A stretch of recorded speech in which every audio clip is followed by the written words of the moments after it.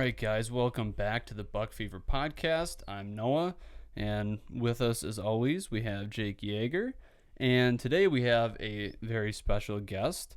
A few weeks ago, we had, well, special depending upon who you ask and how you mean it, but well spoken. we had Mike McDowell on the podcast as a guest a few weeks ago, and today we have one of Mike's dear friends, Joel Warner. Joel, thank you for coming. Oh, very welcome. Yeah, we appreciate you being here. I think you're going to have a lot of good stories to tell, a lot of good insight on that big topic that we've been going with the past couple of weeks of sturgeon spearing. And, there's maybe a few discrepancies in some of the stories that Mike told a few weeks ago that, we might have to kind of set the record straight a little bit. Only with Mike. Only with Mike. So the first thing I want to point out here is that we've been receiving within, some of our inner circle a lot of comments about this couch, okay? Because people think that this is too small of an area. They don't like our couch. They think it's too little. We're like 3 peas in a pod right here. Dare I say we have elbow room? Well, I'm kind of scrunched up here. Well, no, see, look, that's just because my elbows were out. I take up half the couch. And No, that's not true. We've got a great. I'm proud of that. Don't know. It's a good little spot. The couch is doing just fine. We'll see if it's still standing by the end of this thing, but I don't want to hear any more comments about this because I think we've got a great little couch here, and this is without the ottoman. We talked about that too. We got the little ottoman we can bring in here. We get a downright party. Mm-hmm. I agree. So the bar in the middle is in there. make a few adjustments there. We'll be all right. Okay, the second thing is we've got a gift for you. And I'm going to have to do a little bit of reaching around here, so bear with me. We've got just here, I guess you could call it a bottle. I was actually... I haven't held that many of these in my hand. It's not glass. No, it's plastic. A lot of them are. I know, you always think it's glass, and I thought, well, it's probably a safety hazard type of situation. It was a major letdown when I realized that this was plastic and not glass. But we talked about this at the sturgeon party, the Mount Royal Light. I believe this is the one. This is the stuff, eh? That's been my go-to. That's the one that when you want to be viable by the end of the night, right? You use this, right? Because I think you said you can't quite drink enough of this to get you drunk. That is true. I was going to say you're a bottle short. Yeah, right. All right. So, anyways, make sure you grab this on your way out. But we were just talking about it at the sturgeon party and talking about getting you on the podcast, and everybody's like, he's not going to want to do it. You're going to have to. Gonna have to coerce him into it, and so we got a little bit of bribery going here. We brought gifts. That works. Alrighty, let's get into it a little bit here. So we are in. What day is it as far as the sturgeon spearing season goes? We've gone by 2 weekends now. Day 9. I'm retired, so I really don't know what day it is. But other than the sturgeon spearing season, I believe it is day 10 today. Day 10. Okay, so we're through the better part of the season. We've made it through 2 weekends. Not so good weather coming. Not so good weather coming, but it's been some not so good weather kind of the whole time a little bit. And craziest weather ever. We just kind of kept doing our thing. So would you say that this year has been like particularly bad compared to other years? Most definitely. Really? I've never spent an entire season using ATVs. Oh, wow. Every day so far. And I've heard that from a lot of people too. Mm-hmm. Talking to some of my older neighbors who have been spearing for a long time. He's like, yeah, you can see the trend that it's just been getting warmer and warmer every year. I mean, when they did it way back when, it's like, yeah, we had like 25, 30 inches of ice, and it's crazy now. I mean, now we're down to 15, 14 was like highs. I've speared in years when you had a 42-inch bar and you couldn't put much bevel on it to get through. Oh my gosh! And then I've had years when you stand straight up with a 42-inch bar and come. So. Yeah, that's crazy. I didn't realize it was like that bad compared to a lot of other years, but I guess then the fact that we've been able to make it work this long into the season then is kind of. It's something else. We had some interesting things today though. When we went off the shore at Wentz today, when The blind leader, Mike, was just waving me on. Let's go, let's go. I said, all right, and here we go. And I look over to the fraction island and to the big island, and there's flocks of ducks sitting on something, and it's not snow. No. So those areas are opening up really fast. Yeah, even opening weekend by the island, there was some sketchiness there, maybe some open water, and now it's definitely, you see pictures like on Facebook and whatever, there's some water opening up there, so it's nothing to be messed around with. And I think your blind leader that you're referring to did have a little bit of a mishap this past weekend, and I think the diagnosis came through today. He's got a broken foot now. What? Yeah, we were moving one of the bridges to try and get across the crack over by Wentz, and he dropped it on his foot. Oh, jeez. So just like right on top, he just crushed a bunch of bones in there. Yeah. So we're hoping for a speedy recovery for him, but he's a tough guy. I don't know if you can get that picture in there, but whoever did his nails and looking at that foot. Yep. I'm concerned now. I'm concerned. That doesn't look good. No. I think we should go cut it off. Yeah, something's going wrong there. He's got bigger problems than just the broken broken foot. And the fungus, yeah. There's an alleged fungus. We're not sure. I don't know if it's been proven, but there's some allegations out there. It's fungus. Now we're gonna have to get Mike back on so that he can defend himself again. This is oh man. So you were out today, like you said, you're retired, so you've been out quite a few days, maybe every day. It sounded like you had a little bit of action today. We did. I tried a different camera technique today. Okay. No, I mean, I'm not a monster proponent. I like old school. I like to be able to see the fish. But there's just times when you can't see them and, adapt to the times. And I used the camera today and I tried something new. I pointed it straight down in the middle of the hole rather than on the side and across. And I did see a sturgeon today. And I did throw the spear at it. I may have been just as successful throwing it out the door. I don't know. I thought I was pretty close to it. And then after the mud cleared, I could see where my spear hit the mud. And I was within 6 inches of it. Ooh. So with that technique, is it more so like to line it up so that when you look at your TV, the corners are all like matched up? And that's one of the things that I didn't do well. I didn't have anything with me other than use the brain power and thought, what could I do to give me a perspective? Because I was under the impression that when a camera pointed straight down, if you spun it, the bottom wouldn't move. The camera would move, but the bottom wouldn't. It doesn't work that way. When I spun it today, the whole bottom spins. Okay. So I lowered a decoy into one corner of the hole. So at least I had a perspective on where that corner was as far as if I'd see a fish in any of the other ones. So it worked pretty good, but I think I can do better. I can get better at it if I need to. Hopefully we get some clear water for a few years again. But if we had clear water, honestly, this season would be done by now. There's a lot of fish. A lot of people are seeing a lot of fish. I saw 2 yesterday, 1 today. So I talked to a guy at the launch today at Fisherman's Road, and he saw 5 today, and he threw 4 times and got none.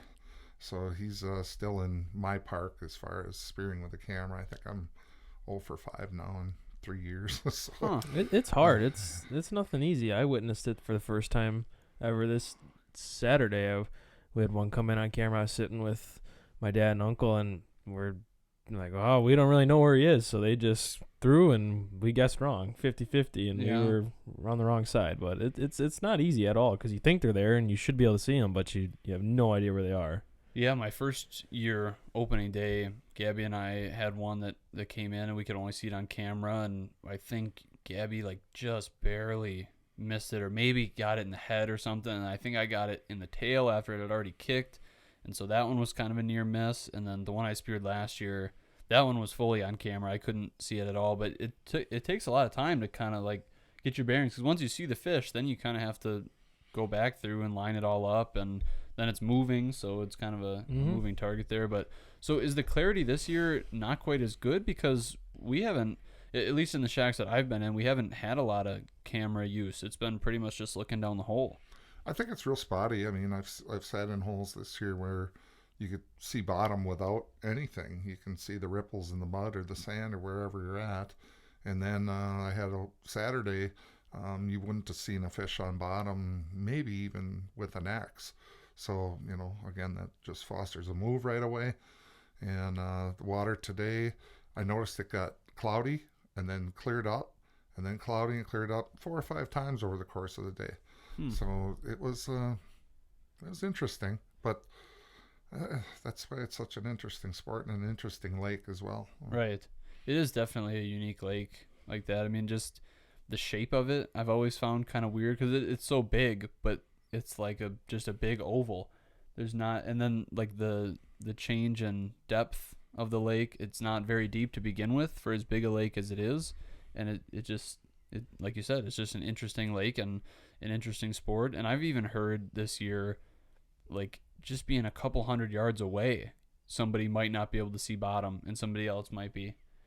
Most definitely. So yeah, it's been a little bit spotty there, like you said, but so that's a little bit about this year. You're still looking to get on the board, but what about the start of all of this? Because when we had Mike on, he talked about how kind of his start was going out with you and with Shipper, and so we kind of want to know how did you get into sturgeon spearing?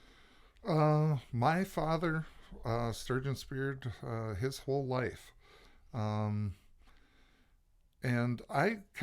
he took me out spearing, kind of like he took me hunting when I was 5 years old. I think the first time he took me hunting was goose hunting, and he dragged me across a field, and I didn't walk, he dragged me.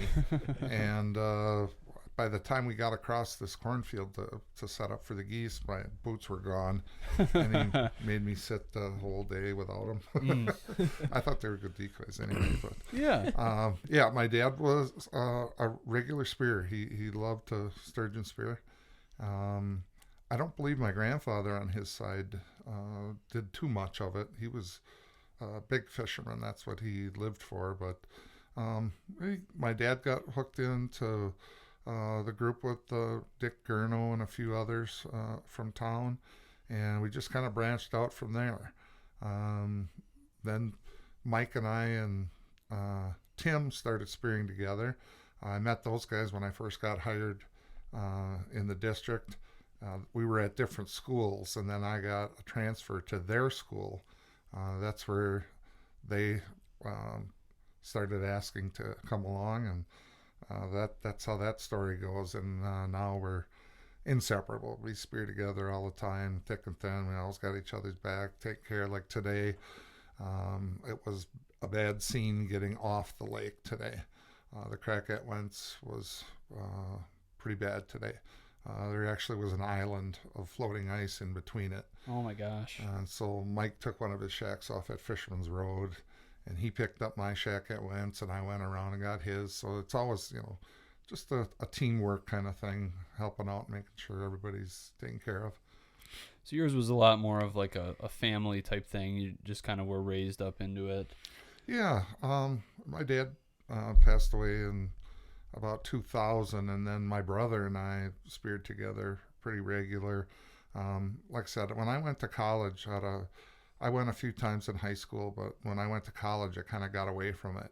As soon as I graduated from college, I got a job and could afford some things, and bought the shack, built the shack, and bought the equipment, and started in there. I started off spearing with my Uncle Howard Schmitz and Ronnie Goldobsky and some of those guys, and it just branched out from there. I mean, whoever decided to transfer you over where Mike and Shipper were, they didn't know what they were starting. Like they started like a whole thing. I mean, the whole Sturgeon Slayer group could potentially be attributed just right to that. That was it. The Sturgeon Slayer group started under a different name. They were going to write a book. Tim and Mike were going to write a book. Oh boy.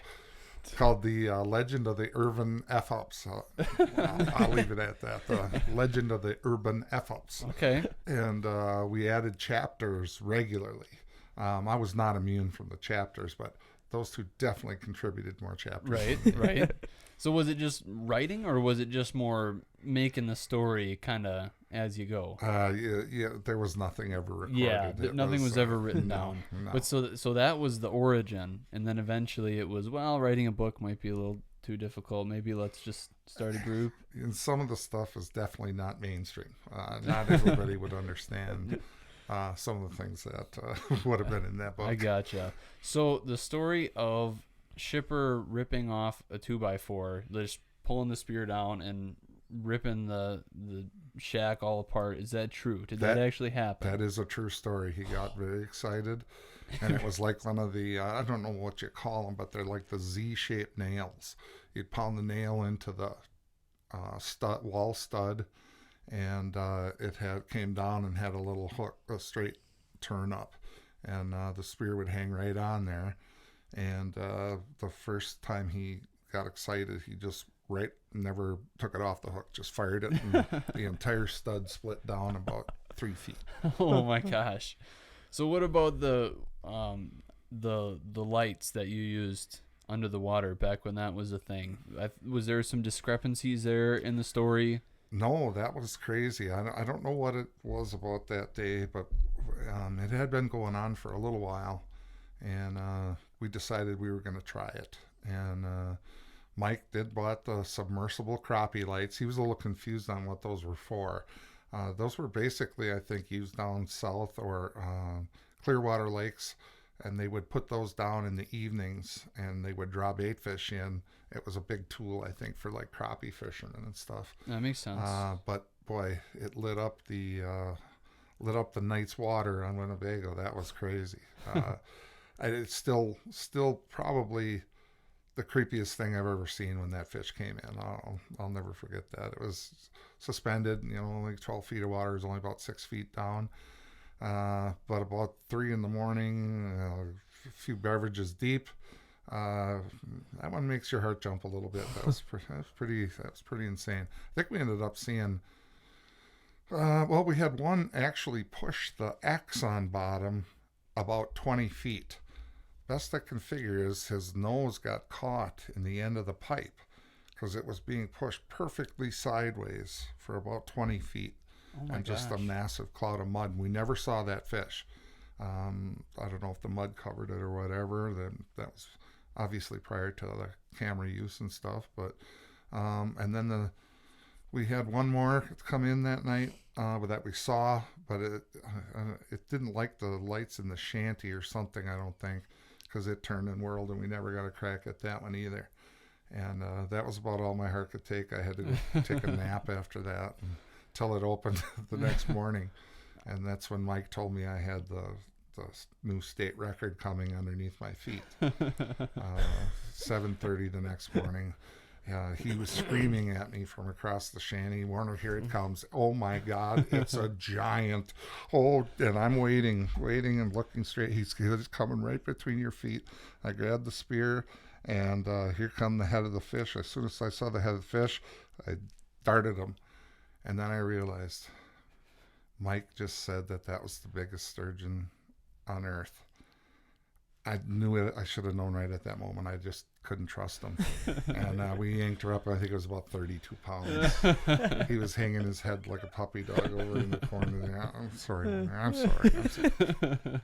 But it was all good humor. That was fun. That would be the coolest thing now, because we never have been able to experience that, like, at night. Yeah, I was just thinking that. Like, if you could do that for, like, the last day of the season or something, like that, the 16th day, I guess that's a Sunday, going into a Monday wouldn't be the greatest, but if there was just, like, one night that you could be out there to spear, that would be the coolest thing. I think you would really enjoy it. If you didn't have any spearing equipment with you, I would think it's absolutely totally legal on one of those maybe 2 nights prior to the season to be on the upriver lakes and do that. I think you would. I think it might be a good place for a podcast. I don't know. There you go. So you get in the shack. We set up all the microphones. 2 a.m. There's no spears.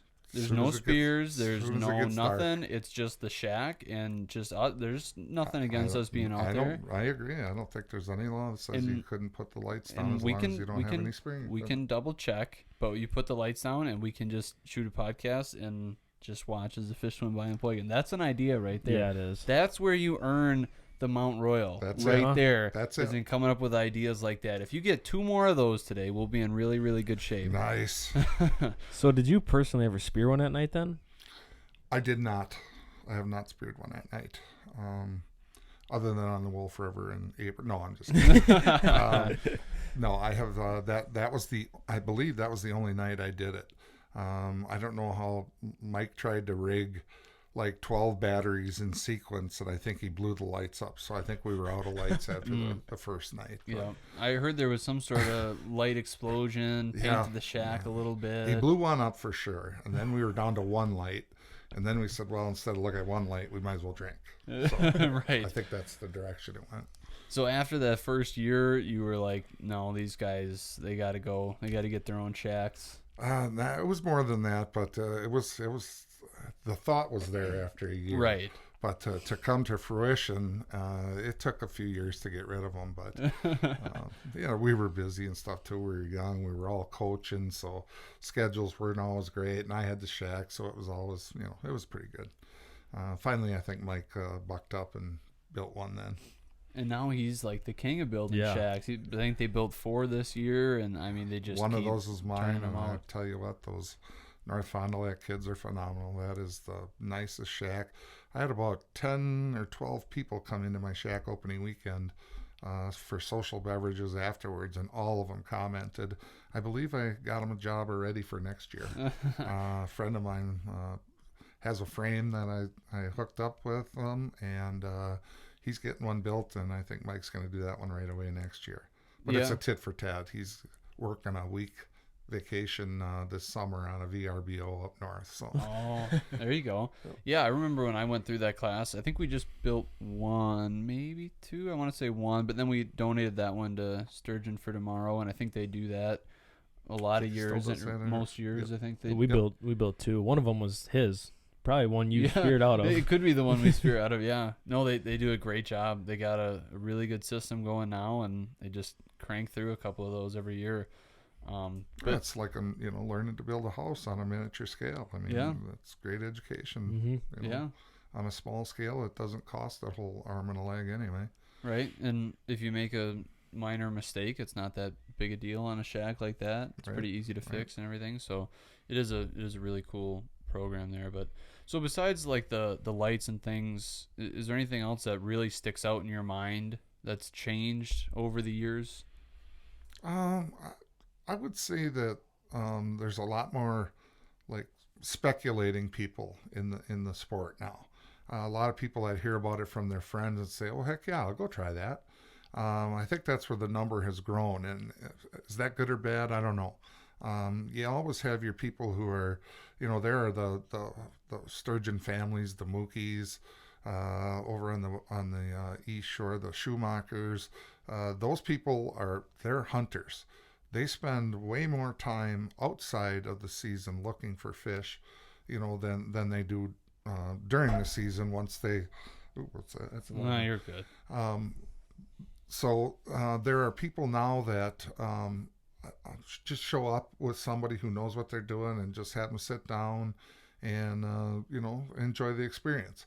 Some of them continue, some of them don't. But I think it's making up a large population of the people now. There's not as many hardcore guys today, maybe as there was 20 years ago anyway. Right. Yeah, I think you get a lot more people into it, and maybe with that comes more tags sold and things like that. But at least from what I've experienced in the past couple of years, I don't think it's necessarily led to any issues where people are just like filling up the caps, and now these people who have dedicated all this time and like these diehards that you talk about, where they're not given opportunities. Like I don't think it's necessarily encroaching on anything that more people are out there. Would you say? No, I think it's great. I mean, the license sales and everything. When there is a harvest cap, the more people you have, the more pressure you're going to have, to fill that harvest cap. And for some people who pass fish, and there's a lot of the old school guys will pass fish. They just don't want to take, home like their first fish, it was maybe a 45 or 50 inch, 25, 30 pound fish. Yep. A lot of guys, the old school, don't do that anymore. I mean, if given a good enough chance and having long enough through the course of a season, if you have an opportunity at a good fish, take it. But if not, there are some that will, lower their standards a little bit at the end and take a small fish. There's others that just won't do it. Right. They're going to wait for their 90 or 100 pounder, and that's it. They don't need anything else, for themselves and for their own personal justification. That's what they want. That's the nice thing about America. You're free to choose. Yeah. I know Jake and we've talked about it. We're still kind of in the phase of spearing any fish that comes through. We're not really super picky. It's like if you just get the opportunity at one, because it can be so rare and so few and far between. And we've been really, really fortunate the past couple of years that we've had a lot of success, but obviously there could be a great number of years you go without spearing one or without even seeing one. So we're still kind of in that phase of kind of taking whatever you can. But well, I think I did that for probably my first 15 fish. Whatever I saw, I speared. Yeah. I always felt like I was lucky enough to see one, and when I saw one, I was going to take it. Right. And now, I actually, I'm on a little bit of a different boat than others. I would rather see, my kids get one with me, and Stam's kind of on his own now, but my daughter still sits with me, and, that experience, I didn't know if you had it as a question, but, one of my greatest experiences ever, were watching my two kids get their first fish. I was sitting with them when they did that. That's pretty cool. And, Johnny Kramer was with me and Sadie. The season went 7 days on the upriver. We got the call that it was going to close on Friday. I called my daughter in Madison. She was at UW-Madison working, and she took the day off. And I think it was about 11:45. She got a black egg female that was 52 inches, 47 pounds with black eggs. Wow. That was pretty crazy. That was pretty neat. But to see that fish come in and just watch her sitting next to her. And I don't know if you guys know John at all, but he's a good friend of mine. He was sitting across from us with a center hole, and he saw Sadie start to cock the spear as soon as she saw it out under the ice under his. He goes, no. And then fish came into about the middle of the hole. It was coming right to her feet, 4 feet down. And I saw her cock the spear again. I said, no, not yet. And I said, make sure you don't hit the head. And she fired, and she did not hit the head, but she was less than 1/8 of an inch from the skull plate on that one. But we got her out, and I've got pictures that I could share with you. It's the greatest picture with my daughter I've seen anyway. It's pretty cool. Stuart Mooker came over and took the picture. She's so excited. She's purple from laughing and just being, just so excited. It was so cool. Last minute fish, her first fish. That was pretty neat. Yeah, that's really awesome. And that, obviously, like that would be kind of a smaller fish to have black eggs, no? It was all the biologists, the DNR guys at the registration station were all kind of amazed. They said, this is, and as long as I've been spearing, I don't recall ever a less than 50-pound fish having black eggs. Huh. Yeah, I'm obviously not trying to say that your fish is small or anything. No, Sadie. Just like as far as having black eggs, you would think usually those are the ones that are pushing 100. Yes, 60 to 80 for sure. Right. But like if you get one of those 130 pounders, you can almost guarantee it's going to be an F4 female with black eggs. And like yours was 98 and some change, and it had just spawned out the year before, right? So that one would have been an absolute giant. 120 range for sure. Yeah. So then what about Sam's? What about his first one? That was also an upriver fish. I went to UW Oshkosh and picked him up the day before the season, and we went and sat for an afternoon. That morning, I personally saw, while he was in class, I went out and sat in the shack, and I personally saw the biggest fish I've ever seen. Wow. And it was the day before the season, obviously, and that was tough to watch that fish swim away. I did get a picture of him with my cell phone. They'll believe that. Or actually, I think Sam took it. But So what do you think? What kind of range are we talking about there? that the next day, a fish was speared right down the way from us. That was like 141 pounds, within 100 yards. So I'm gonna guess that was that fish or a similar one. It was in that range. Holy cow! So then you picked Sam up from school. Picked him up from school and got him some lunch, and we went out and sat. Well, tried to get him excited. We had about a 30-pounder come right through the middle of the hole. He was jacked up, and so we go out and sit. And Johnny Kramer got a 100-pounder. I think that was his first 100-pounder that year on Butamore, 102 or something like that. Steffi, his daughter, got a 60 or 70-pounder, if I remember right. Jesse Knipple got a fish to this day. I don't know how that fish didn't weigh more than the one I got because it was enormous. Jesse's not a very big guy, but the picture of him holding that fish, and my fish on the scale at the DNR station was 82 pounds, and his fish was like 74 pounds. If you hung them together, it looked like his fish would have eaten mine. Oh, wow. I mean, it was just a tank, and it was less in weight. But so I got mine later, but I wanted to make sure Sam had first shot, and we're sitting there about 8:30 the first morning, and nothing happening for us. And the others had been picking fish off, and there were a lot of fish in Butamore that year, and all of a sudden one come out of the side of the corner of the hole, and I said, Sam, fish. And he saw it. I'm not sure if he saw it right away, but he saw it. And then he started to get excited. I looked over at him, and he picked up the spear and was holding it, and he was following the fish. Now the fish's head is in the middle of the hole. Remember, now it's only 5 feet deep. And the fish keeps going, and Sam's still holding the spear. And I said, Sam? Sam, are you going to take... And then he reared back, and he punched a hole in the roof of the shanty with the spear handle. Punched it through the insulation, and then he let her rip, and he got him anyway. He made a good shot on him then, but he didn't let the handle detach after...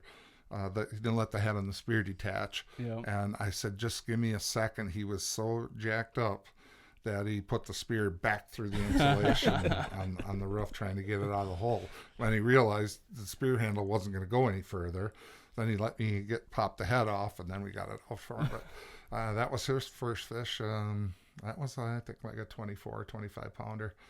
And then we never saw another fish the rest of the day. I was up. And I think that one went into the second weekend, I think, and then I sat in a friend's shanty. We just kept cutting holes and more holes. Like everybody that was around us in Butamore got one. It was like I was the last guy. And they cut a hole for me, and they set the shack. They said, get in there. And I hopped in and hung up my spear, and they were banking on the outside. And I looked between my feet, and there was a tanker swimming right between my feet, and ding that one up. That was a 82-pounder. That was my biggest fish. 66 inches, 82 pounds. It was. Yeah, it's crazy. There's a lot of shack abuse. There is. Like, all of your shacks seem to be getting just torn up by other people. What's going on there? I guess that's part That's why of Mikey had to get him a new one. Right. Part of learning that. I think deep down he just felt that he wanted to build me a shack for all the devastation he's caused over the years. Right. Especially the Kyloom stick. Now, when him and Shipper were going to use Kyloom sticks, when the glow in the dark sticks. And, I got there, and they had consumed a few beverages. Just a few. The inside of my shack was like the roller derby park, the skate land out there back in the days. It was glowing inside, 3 or 4 different colors. Oh, God. And they sat there like scalded little puppies. You and can just see them. shipper, They've got a glow stick in each They were hand. cowering and glow stuff running down their hands, and Yeah. they're going. And so that was, I think, we burned that shack down because the runners got bad on it, but I think that still glowed in the dark, or the fire was a different color anyway. Oh my gosh. So what about like some of your favorite spearing traditions? I know we always have, at least since I've been around, we've had like the sturgeon party that always happens, and then there's the blue ticket raffle that Mike talked about, and some of that stuff. Is there anything else that comes to mind? It was always you always did a bottle of wine of some type. It was called the victory bottle then when you got a fish back in the day. And I did not receive one for either of the fish that I speared. The Really? first one I was underage. This one I'm not, so I don't know where that's at. But Well, I think one of Mike's first fish, we handed him the victory bottle, and he wasn't sure, and I thought he was being funny, but I just don't think he knew. He thought he had to drink the whole thing. oh, So he topped the whole bottle of MD. Oh, God. Yeah. so that was always a thing. That was one of the things. Yep. And it's one of the traditions today to go down and hang your fish at Wentz and see your buddies and get your moment of glory and hang out and have a good time. It is such a social sport. I mean, being my passion probably is bow hunting for deer, and just to be able to sit in the tree and not talk and not move. This is totally on the other end of the spectrum. You can laugh and talk and have a good time and play Name That Tune in the radio, in the shack on the radio.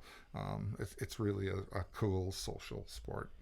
That's what we were kind of talking about last time too. That's one of my favorite parts, honestly, is going to Wentz. And for as long as you've been spearing, has that kind of been the go-to? I mean, I know a lot of the other restaurants around the lake, but it seems like Wentz is the number one spot to go. Oh, sure. Yeah. There's, everybody's got the little spots. I think it's where the registration stations all started. You have Wentz, you have Pipe, you have Stockbridge, Oshkosh, Jerry's Bar there. Everything was focused around those cities that had those. I think they expanded the registration stations a few years with some big harvests. I know we went up to Brothertown to register our fish one year. That was the funny year when all those fish were down in the south end, and so were all the people. So, but we traveled to Brothertown to register those fish. But it's nothing like the tradition. I mean, I understand, the Stockbridge. I know, what it means to those people. I just have never been there. All I've ever known is Wentz, and I mean, honestly, you wouldn't have to know anything else. Tell me there's a more social gathering than there is at that great establishment. So I don't think I've ever seen an angry person at Wentz. I mean, everybody is just super happy, and whether they got a fish or they didn't, and I mean, everybody's congratulatory. It's an awesome place to be. 40 years of spearing, I don't think I've ever seen a scuffle, over anything up there. Maybe a few toward midnight or something. So I've heard, speaking of the victory wines, a little bit of blackberry something or another. What's the deal with that? Blackberry brandy, aka sturgeon blood. Yes, that still holds to this day. Gotcha. When you spear a fish, you need to take a pull of the blackberry brandy. So Mohawk's the go-to. But what's the saying that the kids are using now? If there's no Mohawk, LaRue will do. Okay, that's duly noted. So we had the debate a couple times now. We've kind of shared our opinions, but so you talked a little bit about bow hunting is kind of your passion there. Definitely. How would you say it compares to sturgeon spearing? Because we, the last episode, I think when Colby was on, we had to pick, do we like sturgeon spearing the best, deer hunting, turkey hunting, whatever. What are your thoughts on that? I mean, I don't know. It's just something that's, my wife has called it an illness, whatever, but archery deer hunting is what it is for me. As archers yourselves, you know that over time you start to train yourself to relax and be calm, when faced with a big deer and stuff. You know, your heart rate is still gonna beat like crazy when you see that big guy, but you've got to calm yourself and relax and take a deep breath and slow down and slow everything down. Sturgeon, that's just chaos. That sends my heart to this day through the roof. They're silent and nothing. Now, I think the calming effect is coming on with the Panoptics with a lot of people, which I do not use because I don't know how to use it. I'm pretty deficient when it comes to technology, but I think that takes away some of the initial shock for people. A lot of the people that are using the Panoptics now, they know a fish is coming, and they can maybe mentally prepare a little bit. I don't know, but when you see one. And as fast as it happens, and for, honestly, it's such a short period of time that you really see the fish, there's not much more of a rush than that. That's to this day, 60 years old, spearing 40 years now, I still wonder if I'm going to make it when I see one. It's a little one. That's exactly what I said. I don't know. I don't feel that. It's not like deer where you can see them coming, like unless you're using Panoptics. But if you're just sitting there and you're looking down that little hole and it just pops in, it's like it's go time. You're either gonna spear it or you're not. And then, but see, isn't that what calms you more? Because it's like you don't have to think about it. It's not like you see a deer that's 100 yards out and now you've got to wait. It could be 10 minutes before that thing works its way in, and you got to sit there and watch it and think about it and like be nervous about it for that long when it just pops into the hole. Isn't it just easier that way? I think it's the initial catch. I mean, when you first see your target, it's like when I used to do this thing, and and I still do it as a joke to my hunting friends and stuff. Now, whenever I'd see a buck that I thought I was going to take, or I see a really good one, I'd say to myself, yeah. Just to myself. I didn't yell it to him, of course. Right. That was always a catch. And sturgeon spearing, it's just when you see one or point one out to somebody, everybody goes on tilt, right at that moment. So and then it's the initial. You got to get it out of there. Right. You don't track it. You got to get it out as soon as you can and hope it doesn't come off and all that. Yeah. And I don't know, how the younger generation feels about that. I've been to both schools. Some guys prefer you stab them, and before they start to fight, they want them out of the hole. Me, if they take off on a run, I'm more prone to let them go, let them swim, let them swim themselves out. That last one I speared 2017 up on Lake Poygan, I played that fish for probably close to 15 minutes. Oh, wow. That was a 79 pounder. She burned my hands. I had nylon spearing ropes, and she pulled the rope through my hands 2 or 3 times. You get a little rug burn type thing in your palms. But I just let her go. The guy was with me. Come on, get her up, pull her up. No, we're just gonna play it out here. So are you doing that no matter what? Like if you know you have a good hit, or if it's if you know like, oh, that might not be the best hit, or the spear's not in all the way, are you gonna let it swim still, or? Probably not. That. Always try to get a second spear in them. If I saw a video that still hurts my heart to this day. My neighbor, old Cub Shady, had just a giant in the hole with his brother-in-law, who shall remain unnamed, who thought it was in good enough. And I saw the fish come up to the top with a single tine in it, and the barb was right under the skin, and he didn't. He tried to gaff it instead of spear it again, and it got off. Yeah, it got off. That wasn't my fish, and I wasn't there. But that still pains me to watch that little clip of video. Yeah. It's hard to watch. That has to be the worst feeling ever. Yeah. Like a dark movie. Just, like you'd want to just swim back down the hole after it. I think Kevin did. My gosh. I think he did. He got a nice one though. He got his 100-pounder a couple of years ago on the Upriver Lake. Well, there you go. Yeah, he got a payback. On that note of unfortunate mishaps, is there any equipment failures? I know my first year when Gabby speared her first fish, I had the spearhead pop off. Jake warned me about it, It was somewhat of a shipper move. I think I ripped it off a little bit too quick, and it was already like a loose spearhead to begin with, and so that popped off. That led to Gabby getting her first fish, which was awesome. But have you ever had any like equipment failures or anything that cost you a fish? I have not. I have heard of that one several times. I use my ropes all have surgical tubing or springs on them now. It's just to me and just much more reliable. I know the ball bearings are good and stuff, but even with my family's ball bearing spears now, I still rig them with surgical tubing or a spring in the line to give them a Gotcha. little to make sure. I've heard of several people picking up their spear and the head falling off. Prior to even throwing it. So then you scramble to get it back on there. And some sturgeon you might have time, but most of them I don't. That Right. I've seen anyway. I don't think you'd have time. So obviously you've speared a couple of sturgeon in your day. How do you like to eat them? Um, I guess I've had them really good a couple times. Ron Goldowski made some of the best I've ever had years ago. I don't remember if it was his bachelor party or what it was, but he cooked some. He broiled them with some seasoning in, not butter because butter burns. So he made it with like margarine or Crisco, Okay. something that is not non-butter and it didn't burn, and he broiled them. Oh, it was so good. Primarily now I smoke my own.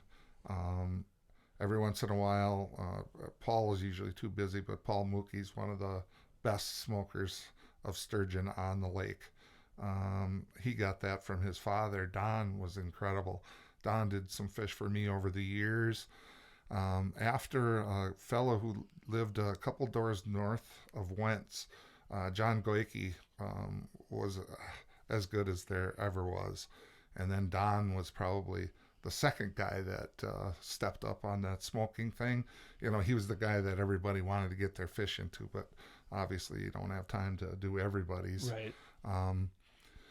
I prefer to do my own now. I kind of dialed in a pretty good recipe, and if I make sure I take my time and do what I'm supposed to do, they turn out pretty good. And then as far as smoked, I could. It's kind of rich for me anyway. I like a few pieces of it at a time with a cracker, whatever.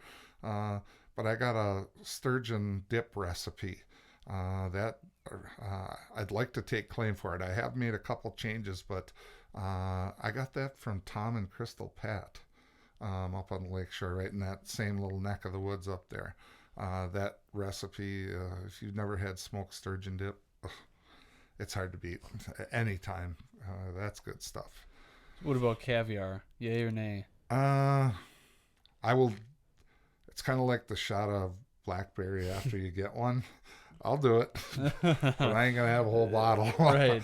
I don't mind it. I've had some really good ones. A little light salty taste to them. I'm not a big like sushi guy either, so I just kind of get a little bit of raw fish, but I'll dab a cracker in with the gang and have one or two, but not like our friend who likes to make sandwiches. Oh, yes. and Yeah. stuff. Yep. Yeah. Yeah, some double-decker Ritz, just Yeah. cracker and caviar, cracker and caviar. I think Mike was making cheese sandwiches with Yep. the meat was black eggs. Yeah. He just loves them. What can you He say? does. He He does. just really likes his Shipper caviar. as well. He Yeah. enjoys them. Yep. Yeah. So if it's not going to be sturgeon or sturgeon products, but you're out sturgeon spearing, do you have a go-to like spearing snack Oh. or multiple spearing yeah. snacks? Now that Jan, my wife, comes along, she'll make sandwiches and bring 10 bags of this and that and the other thing. But venison jerky or sticks for me is all I need. And after the hunt, the sturgeon hunt, backstraps on the grill out there, there's just nothing better. I think we finally agreed last year. It had been so long since we had a cookout on the ice. Did you stay out there for that one? Yep. Or, Yep. We just fired up a couple grills, and we had bear, and Mike shouldn't have had any, but no. we had Was venison. this before or after the incident? This was after the incident. Oh, I and so think. he's just braving it. Yes, Hmm. yes, and like 4 people just had eyes on him. Yep. It would help, like, if you didn't try to put the whole bear steak in your mouth at one time. Right. It would be a little easier. On Right. the Smaller choking thing. bites. Right. For sure. For sure. So you would agree then that it's probably not the right choice to make brats out of your back straps from a deer. Absolutely not. I'm fine. That's a personal choice, but I'll trade you 10 pounds of round steak, venison round steak, for one backstrap anytime. So would you say it's more insane to do that with your back straps, or to just not really be a huge fan of bacon? Oh boy. This topic is going to divide a lot of rooms Yeah, here. it is. The bacon thing, I don't know. I can't put those in the same category with deer meat. I just can't do it. Yeah. It's a fair statement. Yeah. If I went to a restaurant that served a nice 2-inch thick backstrap cooked well versus a prime rib, I'm taking the backstrap every time. Every time. Some people, have questioned me about that, but put them on. Give me the choice. I'll prove it. Yeah. So, Well, there you go. I guess we're going to have to start saving. No, it's not that we. That's just how I was brought up. Like every Right. deer my dad and all them shot. There's just everything goes into sausage meat because that's what we were eating. But Yeah. I love venison backstraps. I backstraps. I think they're awesome. So I made this conscious effort to next deer I shoot, we are having backstraps no matter when it is, where it is, or we're gonna take them out that night and cook them up. So. All right. I'm looking forward to it. when I was in college, I took a deer into the butcher shop because I didn't have time in our college house, nor did I want to take the deer there. The savages would have had it gone probably in a day. But I remember taking a package of chops, they were called. That was like the backstrap with the bone in. And cooking those up for supper, and we're sitting around, a couple of us roommates, and I'm starting to eat, and I'll take a big old hunk of steak and chewing on it. All of a sudden something hard in there, and my roommates are looking at me, and I go in there and I pull out a fully mushroomed 180 grain bullet. Oh my That gosh. was, but when they cut the chop, it was perfect on both sides. It didn't show, and so I perfectly mushroom bullet in my mouth, and I pulled it out, and they started grossing out, and I set it on the table, and what should you do? Right. Finish the rest of Yeah. it. Now you found it. You I know got it's the not in the bullet. rest of the meat. I got a trophy, and I got to There finish you my go. steak too. So Holy cow. yeah, it was pretty crazy. So back on the shack topic there, because we just built one. Jake and his dad just built one this year. Is there anything you would say is like a must-have feature? I know some people do like cabinets. Some people do a built-in bench. There's the middle hole versus like the far end hole debate.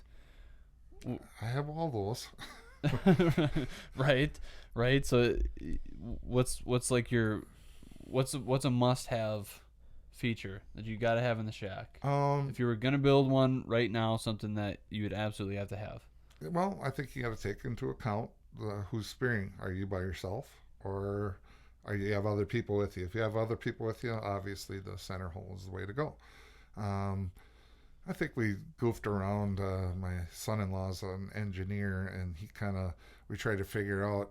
It's about roughly a full third more vision with somebody sitting on the other side of the hole versus just looking down and out. Yep. With somebody looking down and out this way, it expands you about a third of the space you can see. That makes sense. So what about like some shacks? I guess it's pretty rare because it's more about like the frame that sort of limits that. But there's a certain square footage of actual hole size that you can have, and typically it's not like nobody ever really comes close to it. You could have one facing one direction and then one like on the other side wall facing the other direction. Have you ever speared in a shack like that? I've sat in one time. I think Shipper had borrowed a shack from John Wilkins from the area here, and he had one on each end. Is that what you mean? Oh, I could. I was talking like if you're looking at it, so like you have one on like the back wall and then Yep. one on a side wall, Hmm. like facing two different directions, sort of thing, to kind of cover more ground that way. But it's not something you see a lot because obviously you've got like an axle that's got to get there for your wheels and then other cross members in the frame. So I think it would be The some one different we built engineering, for but Sturgeon for Tomorrow was like that. A Yeah. smaller one, right when you walked in on like the sidewall, and then there was a end hole. So, or it might have even been a center hole too. oh So, wow, I've also seen, or I've heard, I haven't seen it, but like shacks are on runners where you don't have that axle. yep, They went the whole length of the shack. It only made it like what, foot and a half, 2 feet wide, but you got it like 10, 12 feet the whole length. right, So Back in the old days, I was witness to a pretty amazing thing. I can't, obviously there's no names, but there was a group of people that were kind of spearing out of an old army tent, about a 60-foot army tent, green canvas, dark canvas army tent. I don't know if they got it at the surplus or where they got it, but they were running, back in the day it opened every 5 years. And they ran their like a little outfitting business. They rented space in the shanty. The hole, prior to the square footage restrictions, the hole was 60 feet long and about 2.5 to 3 feet normal width. And it was one continuous thing. And I always thought, geez, how do other than a lot of sticks around it, how do you mark something like that? right, For safety reasons? But the guy showed me the inside of the tent, and to this day, it just amazed me. They had clients. Everybody got like 10 feet of space in this tent, and I'm like, okay. And they had spray paint on the snow, designating your zone. And they had a couple of the people that were running the show. They had some spears and stuff with them, and gaff hooks and stuff. But I'm walking down, and there's spears hanging all the way along this thing, and no ropes. And I'm like, what is this? He said, well, it's 4 feet deep here, and it was like a 10-foot handle.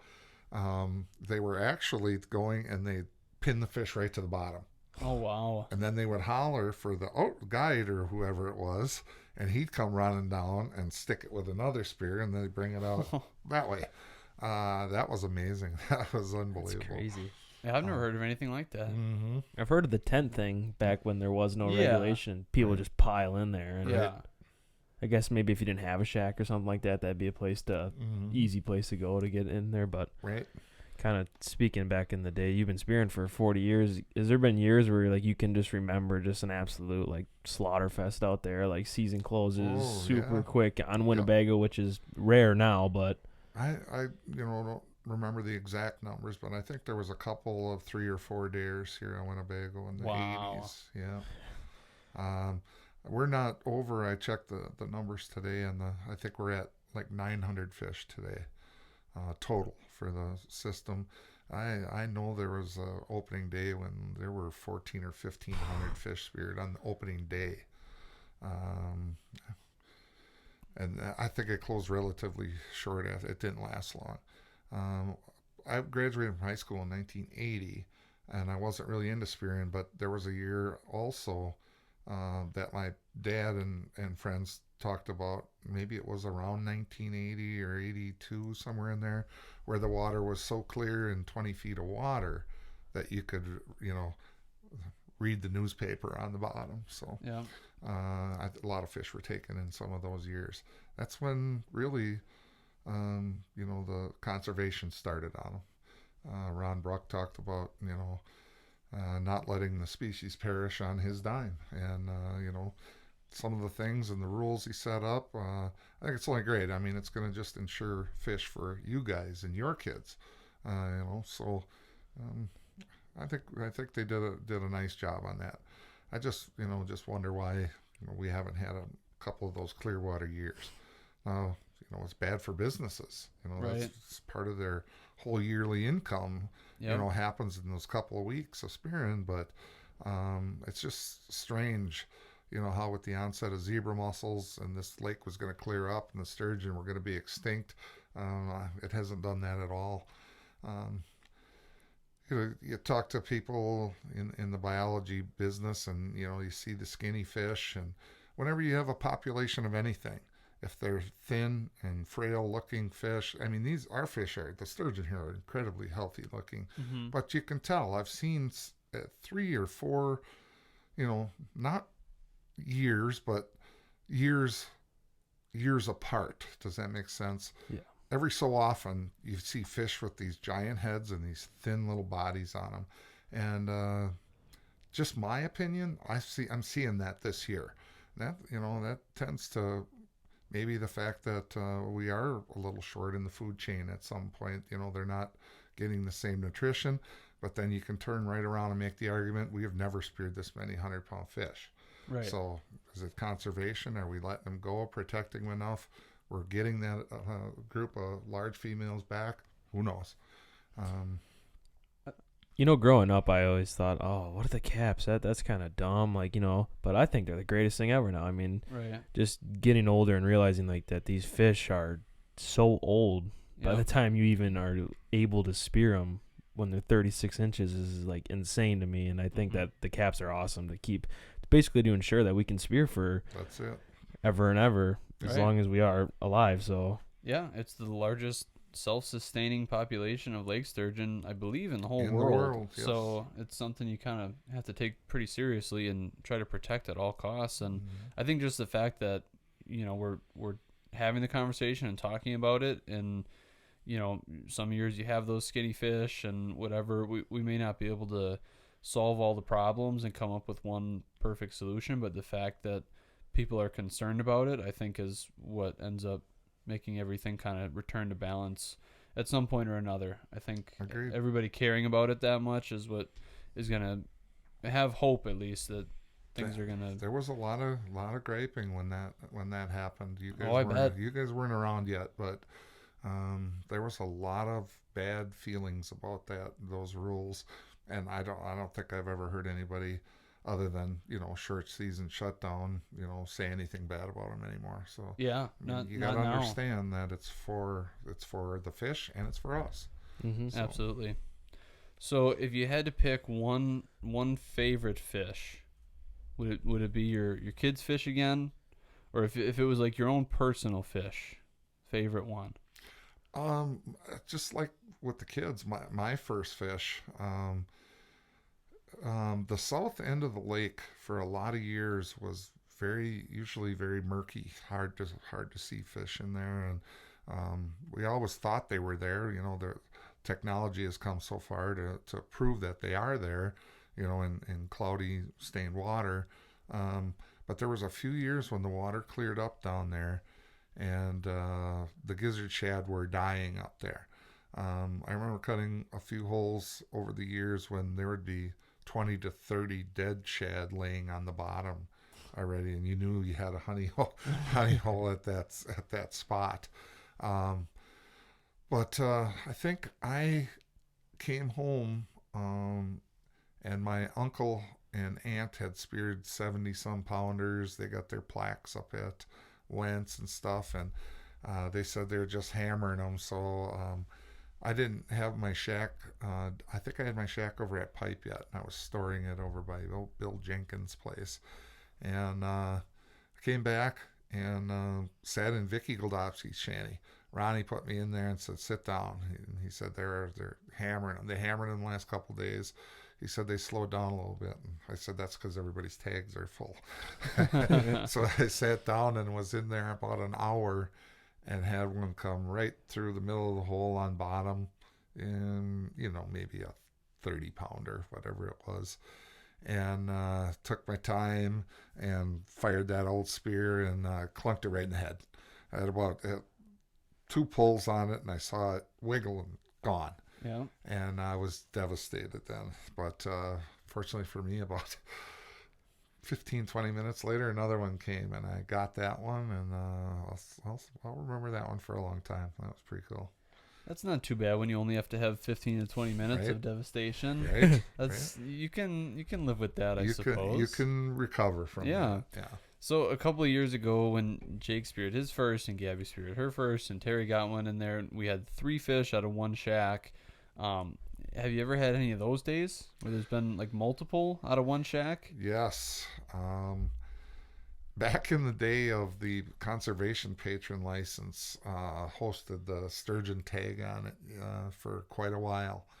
And what was happening was people were getting people to come out on the lake who didn't sturgeon spear. And, so the powers that be decided to pull that off of the patron's license. And prior to that, pulling that off, we had a day, I don't know, I think Mike talked about it a little bit. We set up about 100 yards apart, and I think this was like second weekend maybe too. And there was like no shanties around us. A friend that lived on the lakeshore had gotten a fish and seen a couple in a day, so we went out and he showed us where to go. So we cut in a couple shacks, and I cut in my shack by myself, and I let the two buddies, Mike and Tim, sit together in their shack. And ice wasn't great that year. We took snowmobiles out, I remember. It was late and it was getting bad, whatever it was. But he called me up within like 15 minutes and said, we each got one. Come on over. I said, oh, I'm right here. I said, we'll be good. I'll sit and we're good. And I didn't see nothing. He said, okay, well, we're calling a couple buddies. They called up some friends of theirs, and those two people came. They ran ashore and got them on snowmobiles, brought them out, and they had patrons licenses. Good sportsmen, but they just had never sturgeon speared. And I said, oh, sure, we'll come out. And I think the next two guys that went out were full within an hour. Those two each got one. And then I think Mike brought Sarah out, and I don't remember who else came, but 3 more people came. And I think they filled all 7 up on that day. Oh my gosh! And Mike says it's bullhead. I wasn't bullheaded. I just stayed in my shanties thinking I'm close enough. This has got to work. And I didn't get one. On Sunday morning, they invited 2 more people out that they talked to at the bar the night before, and they came out and they had their fish by like 9 o'clock. And I said, all right, I think I better move over there. And so then I moved over there, and then unfortunately for me, I had an audience. I was the only one of the tag left, so I'm sitting in the middle, and they're wet willying me in the ears and pouring beer down my back and mixing too many drinks for me, and it was just a good time. And 15 minutes, I think I missed one, and 15 minutes later, then I got one. Oh I my think we ended up gosh. seeing like 13 fish in 2 days there Jeez. out of that one hole. And we thought 3 was good. Yeah, no kidding. That was something else. And it was kind of amazing because I don't think there was one of them. One of the fish that we harvested out of there, I don't think any of them were over 40 pounds. Except the one, should have been one, because somebody was wet willying me and I was slapping at him and it came right between my feet and I clunked that one in the head. Oh, So that was, I guess, technically not a miss, but yep, that one got off. And then I got the one I got 15 minutes later. man. Well, we'll take the coordinates after we stop recording here. We'll have to mark that spot. So as we kind of wind it down here, are there any other stories that Mike told a couple weeks ago that the record needs to be set straight? I don't know. I just say that Mike and I speared, we went over to Quinney. I don't know, we got word that there was some fish over there. We drove all the way up to Quinney, and him and I had no idea where to go. We pulled out the shacks out there and cut in 50 yards from each other, and that's one when he got Shipper. Shipper walked out of the shack and he did Yep. And about, I don't know, it wasn't 15 minutes later, was one of the more crazy things I've ever seen in my life. I mean, all of a sudden, down to my left, right underneath the ice, here come a sturgeon. It was maybe a 30-pounder. It wasn't real big, but it was coming and I was going to spear it. And it was coming in the hole, and it got about the middle of the hole. I reached with one hand. The rest of my body didn't move nothing. I reached for that spear like that. I've never seen a fish move like that in my life. It turned and whirled and was gone before I even got the hand on the spear. And then I was just depressed. I was bummed. End of the season coming. Hang the spear back up, and I look, and 10 minutes later, here comes a big one right at the decoy. I'm like, oh, I was afraid to move. I like reached my hand over, watching the fish, and it's coming right at me, and I got her off the hook, and I was sitting down, and I said, don't stand up. I was just spooked. Yeah. And so it came to the decoy, and I got that one. So that one was 67.1 pounds, I think. And Mike's was 81.1, but that 81 pounder has migrated over the years. It's gained weight. It's the only fish in life that has been dead for 15, 20 years, but it's gained weight. I think he likes to say he's got a 92 pounder. But we could get into the DNR microfiche, old, and he might, if he proves me wrong, I'm good. And Mike does like to, just shade him up a little bigger. And then when I found out yours was 90, now I know why Mike says his was 92. Yep, there you go. Well, what was I thinking there? Oh, Colby last week asked us if the sturgeon could hear you or see you or whatever, and we kind of thought, not really. Did we kind of get that wrong? That would kind of be, something more on the I don't know if you call it medical or the biological side of things, but I've heard of people saying different things, and it spooked when somebody opened the door or this and that. The biggest fish I ever speared, the 82 pounder up on the Upriver Lakes, that fish was no more than 4 feet under my spear. And it happens, like I told you guys, so fast. They told me to sit down. They were banking the shanty in on the outside with all that noise. And I was in Dewey Knippel's shack, and when I tried to get the spear off, it clunked hard, 5 times. And I look, his hook hangs different. So then I had to look at the hook quick, and I ended up getting it anyway. But if fish can hear something underwater, there's no way that one couldn't have heard me clunking that metal ring on that hook. So it's more just like anecdotal. Maybe. Is it? Can they see different then? Why did that one turn and swim out of the hole? Right. I don't know if it saw something. Or a shadow. Yeah. Right. And why? I'm not a partaker in the Panoptics thing, but I hear lots and lots of friends that are running it now that with the Panoptics see 8, 10, 15 fish a day that turn away from the hole. Yeah. Some of them will swear that they can sense that electronic pulse from that thing. I don't know. Yeah, you hear about that all the time. Right. That they're coming right up, and you're watching on the Panoptics is coming in, and then they turn away. I don't know. And I've heard other people say that that's bull. That they just are willy nilly. They're not like deer traveling down a trail all the time. Yep. They wander. They wander and look for food. Right. I think that's probably got maybe a little more to do with it. But I mean, how many people are using Panoptics now? They've got to experience it a lot more, I would think. Yeah. I mean, the fish are exposed to it a lot more. Right. When we fish in the summer, all of us have some type of electronics on our boats. I don't know. Do they sense that? I don't. You'd think they'd be used to it because with the pressure on the lake, they must experience it all the time. I had a pretty interesting thing happen with the noise thing yesterday. With my family in the shack with me, we had a school of about 25 adult-sized perch come into the hole on the camera, and the ice was cracking and shifting yesterday. It wasn't a vehicle, but right at the moment that all these perch were in the hole, the ice expanded or cracked. A decent one, not the biggest I've ever seen, but a decent one, and those fish exited every direction like they were on fire. I've never seen anything like it.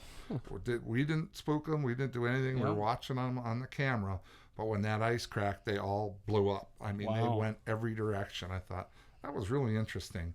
I don't know that there's a remedy or cure for it, but talking to a guy today that was fishing in the Battle on Bago, he said it's the same thing. As cars were approaching this, they're calling it the mega school now. Have you guys heard anything about that? No. I think what they're referring to is a school of fish that typically happens up at the mouth of the river at Oshkosh. They're preparing to spawn. They mill around out there and feed till the water temperature's right, and then they go. Well, this mega school, they said they were not marking or catching, and all of a sudden a car would go by 200 or 300 yards away, and their panoptics and stuff would light up with fish, and then they'd bang a couple. As soon as a car went, or an ATV, something went by them, boom, they explode. They blew up and left. So there, maybe there is something to the noise. Yeah, I guess the day we can figure that out, we'll maybe have a few more fish on the ice or in the boat or Never know. whatever. But so any other stories if Mike is going to be back on next week? Is there any do you want to add any fuel to the fire? He's going to be back on. Is there any? Do you want to poke the bear a little bit? It's funny you bring that up. Yeah. I was gonna. I from my last bear harvest, I have some hide left. I was actually gonna bring it today and just kind of pet it. That would have been awesome. That would have been awesome. No. It's just amazing. It's awesome seeing young people participate. It's good. We're at a crossroads here in sports and stuff, with getting young kids in it. I'm the Fond du Lac chapter chairman of Walleyes for Tomorrow. We have tried everything. I've tried everything I can think of to get our young people involved. It's not going well right now. We've got still young people fishing, but think about how many of your friends are out on boats on a given day, or yours. I don't know. We got to figure out and make sure we keep people involved, and understand. People need to understand too that it does take human participation to help the species that we seek as well, be it deer or fish or whatever it's at. So, that's a question for the future. Something you guys will probably have to take care of or deal with anyway. Mm-hmm. How are we going to get more young people involved in the sport, and not only just going hunting, but understanding, habitat, understanding why these fish are here, prepping a spawning grounds, whatever it is, which is kind of our thing for Walleyes for Tomorrow is habitat, and it's difficult to get kids to understand that there's a correlation. If we don't have the habitat, if we don't have the fish spawning, they're not going to be there for you to catch. Mm-hmm. Yep. So it's a learning curve that we're going to have to pick up in kind of a hurry. If you ever want to get political and understand where things are going in the fishing world and laws and things happening, I'll talk to our COO Mike Arrowwood for Walleyes for Tomorrow. He's the organization president. And I think he would come on and talk with you guys. He'd have the guy is full of information. There's just not a guy who's brought more to the game for us fishermen, and he cares about all fish. I don't think he's sturgeon spears, but he still cares about what happens with the sturgeon. Yep. As far as going to hearings and talking with people, who have the power to change laws. Right. This guy's amazing. What he does for our walleyes in this lake. He's very, people know him and understand. He's very, hard-headed over certain issues, and those are his issues. But the amount of work and stuff that he's done for the fish in this system is unbelievable. And he's a guy who he's very knowledgeable. He's talked to some very important people. So if you ever want to guest, I can see if I can hook him up for you. Yeah, that'd be awesome. Because Lake Winnebago also is like a kind of world-class walleye lake too. It really is a walleye factory. Yeah. Our Walleyes for Tomorrow, we try not to get involved in any type of politics unless it has directly to do with our fish and Right. with our organization. It's walleyes. Right. You know, people ask, well, why aren't Walleyes for Tomorrow defending, you know, this new 3 walleye limit? Because that's not what we do.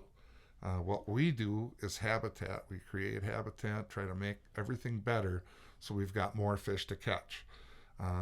It's Walleyes for Tomorrow. That doesn't mean we don't want you to catch and eat fish. We want to make sure there's fish out there for everyone to enjoy. That's our mission statement. You know? Exactly. Well, it sounds like we might have to have you back on and talk some fishing, maybe turkey hunting, deer hunting. I mean, you're certainly welcome back on anytime you feel like coming, and we really appreciate you being here today. This was a lot of fun. Yeah. Oh, thanks. Yeah, it was great. You guys are good at what you do, and it's really nice to see young people doing something. I've had the opportunity to watch a couple of your podcasts, even though I don't know what the hell a podcast is, but You're on one. We're doing one. Yeah, all right. I had a chance to watch a couple, and you guys do a great job. That's a great representation, you know, without being anything frilly or anything like that. That's really nice. You know, you don't have a ton of sponsor advertisement, you know, like in today's deer hunting shows. It's almost hard to watch. I mean, I can watch deer hunting anytime, Right. but it's advertisements and blot outs on their clothing because they're not their sponsors anymore and stuff like that. It's refreshing to see like a real world type, you know, video thing and stuff that you guys are doing. I think I liked you when I watched a couple videos, but you guys do a great job too. It's a good representation. Thank you. Yeah, we really appreciate it. So once again, thank you for coming on. Thank all of you guys for watching, for listening. Make sure you hit the like button if you're watching on YouTube. Subscribe to the channel. We've got a lot of good content coming out and a lot of podcasts coming out pretty much every week with a lot of good guests and a lot of good stories and a lot of good times. So it's worth. Noah made me push the microphone up so it blocked my face. That is not true. That is not true. Anyways, enjoy your Mount Royal. Maybe we'll see that coming out for the last weekend of sturgeon spearing. Stick around, guys. Highly likely. We'll get back in touch with Mike maybe next week and share the stories from opening weekend because Jake and myself and Mike had some luck, and maybe you'll be next, Joel. Maybe you got a couple days left, and if the ice is decent, if it can hold tight for a little bit, maybe. Hoping I didn't burn my luck out as a young person. Yeah. Well, we'll see. I'm on a 6-year drought now, so. Well, Mike was on 9, but there you go. It can happen. 13 of 15 before that from you. Oh, I know. Yeah, you got to get back. Right? You got to get back. Maybe this will be the year. Yep. You never know. Yep. Never know. It's All right. Still nice to see all the kids get them too. Absolutely. Thanks for coming. Thank you guys for watching, and we'll see you guys next time. Peace.